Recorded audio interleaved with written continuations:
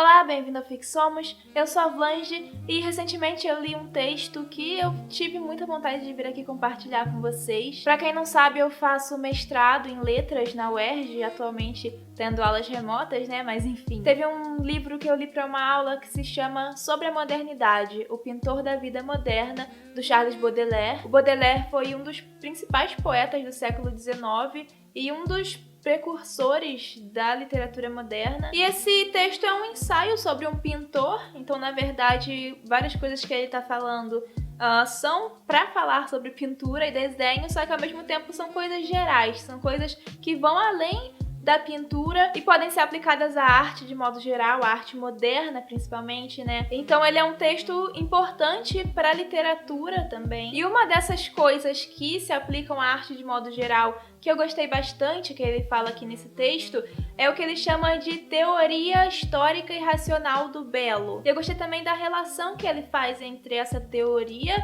com o fato de alguns artistas acharem que se eles estudarem obras clássicas e tentarem reproduzir aquilo, eles vão ser bons artistas e vão produzir boas obras. Então é sobre isso que eu quero falar hoje, mas antes de tudo eu só quero te convidar a conhecer os meus livros, Elas na Outra Face da Fantasia, A Criação do Escritor e Você por Aqui, que tá nos últimos exemplares. Então os links para você conhecer e comprar esses livros estão aqui na descrição do vídeo. E para começar, vamos falar sobre o belo, né? O que seria o belo que o Baudelaire fala? O belo a gente pode pensar não necessariamente como uma coisa que você olha e fala, nossa, que lindo, mas sim como um ideal estético. Tá mais pra uma coisa que você olha e fala, isso é muito bom, esse desenho é bom, esse filme é bom, esse livro é bom. E o feio seria o oposto disso, né? Então seria o ruim, pensando na estética de um modo geral. E esse belo, antes do período do Baudelaire, existia uma visão que vinha de uma tradição mais antiga de que esse belo era algo absoluto e algo universal. Na época do Baudelaire, século XIX, as pessoas já estavam começando a superar um pouco essa visão, porque a gente tinha a história como uma ciência que passou a ser dominante, então as pessoas cada vez mais estavam olhando para as coisas, para os fenômenos num ponto de vista histórico, e se tudo está inscrito na dimensão temporal, então não tem como as coisas serem absolutas e universais, pelo menos não totalmente. Então o Baudelaire propõe uma ideia de uma dupla dimensão do belo. O belo, então, ele seria composto por duas dimensões. Uma dimensão que seria histórica, né, transitória, como se fosse o corpo, e a outra dimensão seria a alma, seria aquela parte universal, aquela parte eterna. Então, em qualquer época, esse ideal estético, esse belo, ele seria composto por essas duas partes. E o que os artistas deveriam procurar, então, nas obras antigas, seria essa parte eterna do belo, porque a parte transitória do belo das obras antigas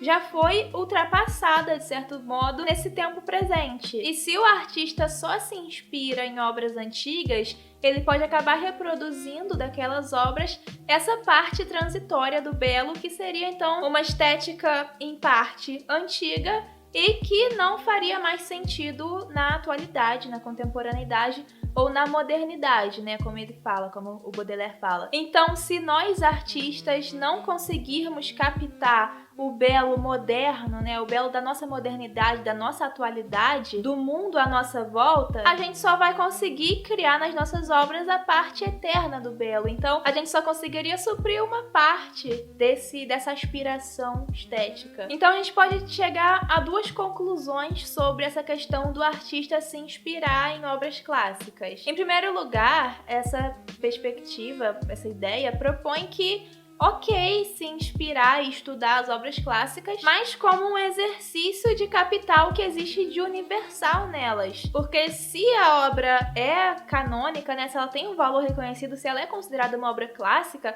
então porque ela tem ali sim um valor que, em parte, tem a coisa imutável, a coisa universal, tanto que são obras que atravessam gerações, que têm essa capacidade de se comunicar com pessoas de diferentes épocas. Mas não é ok ler os clássicos achando que tudo que existe neles é aproveitável hoje em dia para a criação artística, né? Nem tudo ali faz sentido hoje em dia. Então, em segundo lugar, A melhor coisa para o artista seria não se limitar a observar ou estudar ou ler as obras clássicas nessa busca por inspiração, e sim buscar inspiração também na modernidade, no transitório, no mundo à sua volta, no contemporâneo, em busca de tentar captar o belo transitório da sua época. Então é uma questão de buscar quais são os valores estéticos da nossa época, o que é considerado belo hoje em dia. Tem uma passagem do livro que ilustra bem. Sem dúvida, é excelente estudar os antigos mestres para aprender a pintar,